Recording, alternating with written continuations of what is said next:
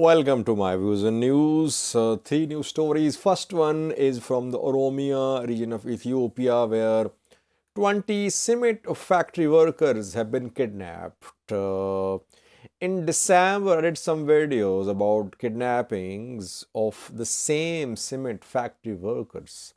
Back then, OLA was accused of having abducted the cement factory workers. Who is behind these new kidnappings? Secondly, a smear campaign is being seen against breakaway Orthodox church archbishops and bishops. We are seeing letters, pictures which suggest that some of these breakaway faction bishops and archbishops are involved in corrupt practices, illegal activities, and immoral activities. Thirdly, Eritrea viewers, a UK based organization has shared some numbers. How many Christians are in Eritrean prisons for their faith? This organization has shared some numbers. Firstly, viewers, it is alleged that kidnapping for ransom is a source of income for the Oromo Liberation Army. That OLA is involved in bank robberies and kidnappings for ransom. OLA denies these allegations. In December last year, a cement factory workers were kidnapped when they were traveling in a bus. While a member stopped the bus and the cement factory workers were kidnapped. Locals, factory staff intervened and the workers were released after paying a ransom. Security forces did not play any role back then, I remember. There are two videos, I think. Once again, the same cement factory workers have been targeted. Dagnote cement factory is situated in Vashava zone of Oromia. And 20 cement factory workers have been kidnapped by an armed group. Factory has not issued any statement, but its officials, its staff members are confirming this kidnapping.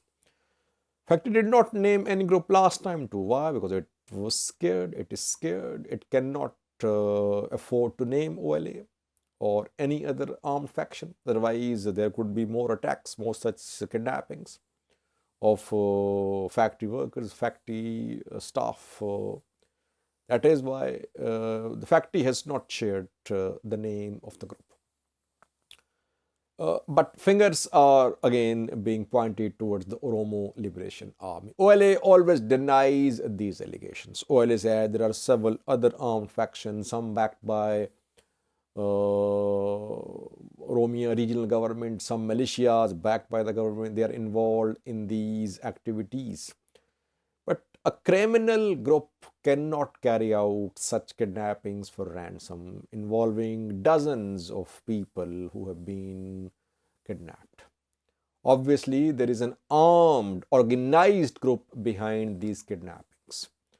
Though OLA denies these allegations, but some locals say that some OLA factions are involved in these kidnappings for ransoms and bank robberies. And obviously, OLA needs money. Where does OLA get its money? It needs money for training, recruitment, to feed its fighters, to buy weapons, and people support OLA, we know, diaspora as well. But the support from diaspora and people is not enough, definitely. So there are some sorts of funding which are not admitted by the group, but which are sources of funding, like kidnappings for ransom, like bank robberies, because OLA fighters attacked banks when they entered some towns under government control a few weeks ago rather, in Western Oromia and in Gambela too. Let's see how these factory workers will be recovered. Security forces, they don't play any role.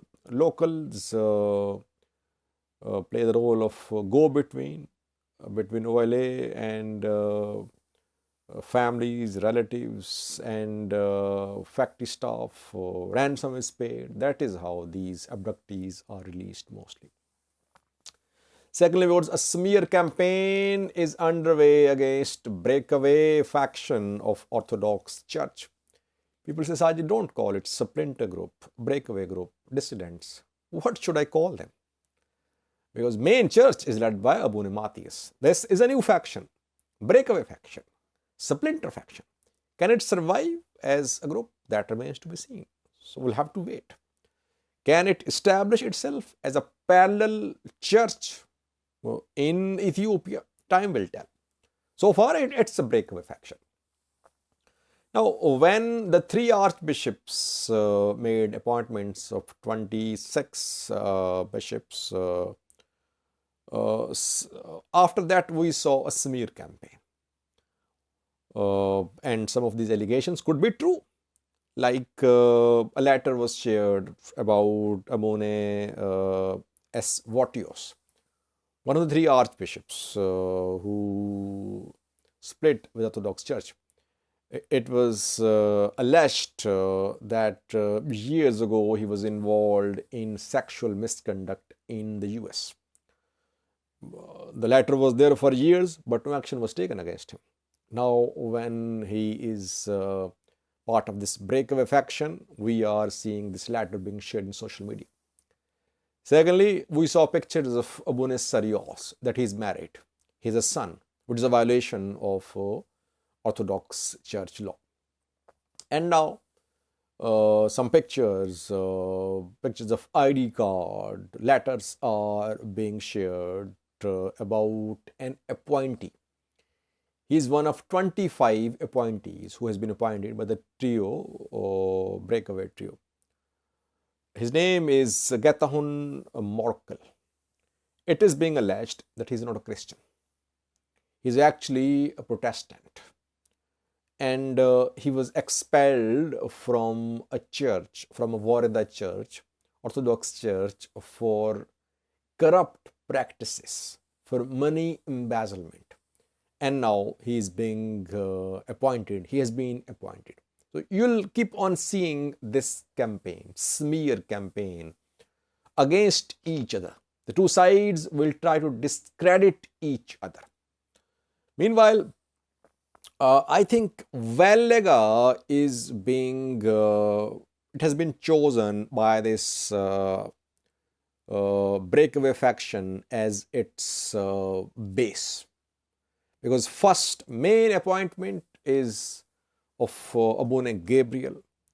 And Abune Gabriel of West Vallega has banned Amharic language. All services in a Oromo language have bine ordered.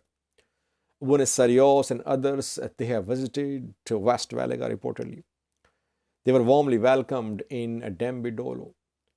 So West Vallega could be the headquarter of this Orthodox breakaway faction. Now, later we could see new bases. And the breakaway faction wants to expand its control of churches in Oromia. We must not forget that church owns property worth billions of Ethiopian birrs. So now it's a fight for political dominance, for power, obviously, political power, and for money too. This breakaway faction will try to take control of all main churches in Oromia. The other side will resist. What will the government do? That remains to be seen. So far, government of Oromia, regional government, seems to be backing the breakaway Oromo faction. Yesterday, Jema Diocese general manager was arrested. Later, he was released. Tesfa Michael SFA was arrested by security forces. Later, he was released. but some restrictions have been imposed on his movement, on the movement of church vehicles too. So in Oromia, we are seeing that Oromia security forces, they are providing security to this new synod, to this new faction. That is why the split is now deepening. What is left is announcement of a new synod and election of a new patriarch. Will it happen? Let's see. Because a few days ago, Bunesario said that Matthias was the patriarch. But he also said that if their demands were not met, they would be forced to elect new patriarch. Thirdly, was Eritrea, where an organization a few hours ago shared some numbers. How many Christians are in Eritrean prisons? Why are they in prison in Eritrea?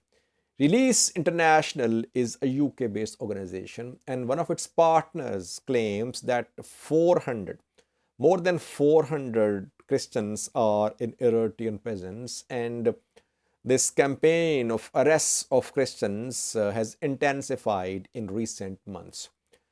Release International has interviewed some of the detainees who are now free. Some are still in prison. On the outskirts of Asmara, Eritrean capital, is Myserva prison situated, where there are dozens of Christians imprisoned there. And one of these prisoners is Helen Berhane, who is a gospel singer. It is being alleged by this organization that only 4 religious sects and religions are allowed to practice in Eritrea. Orthodox Christians. Secondly, in Islam, only Sunni Islam, no Shia or other sects allowed. Thirdly, Lutheran Church, and fourthly, Roman Catholics. And other denominations, other sects, if they try to construct their religious worship places, if they try to practice their faith publicly, they are arrested and they are forced to renounce their faith. That is what is being reported to the organization. Eritrea denies these allegations. Eritrean Information Ministry claims that there is religious harmony in Eritrea, that in Asmara there are churches, mosques and synagogues side by side. All are allowed to practice their faiths freely. Thank you for watching.